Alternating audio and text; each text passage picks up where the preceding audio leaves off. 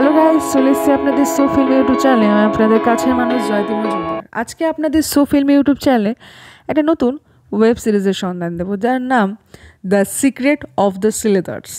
The secret of the Shiledars এটা Hotstar থেকে আমি দেখেছি। এটা 6টা এপিসোড আছে। IMDb রেটিং ওয়াইজ 7 আছে আউট অফ 10। কতটা ভালো একটা মুভি! সবথেকে বড় কথা, যারা গুপ্তধন বা হিডেন ট্রেজার রিলেটেড বই দেখতে খুব ভালোবাসো তাদের জন্য এটা খুব সুখবর। 8 থেকে 80 এটা প্রত্যেকের একটা ফ্যামিলি প্যাকেজ আর কি। এটা দেখতে পারেন, সবাই একসঙ্গে বসে এনজয় করতে পারেন। এই মুভিটা একটু স্পয়েল করি, যেটা না করলেই নয়।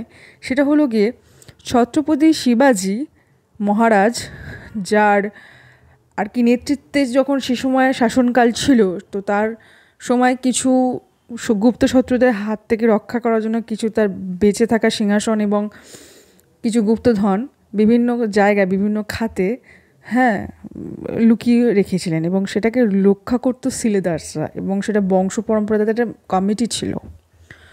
তো এটা actually one kind of true স্টোরির উপর বেস করে।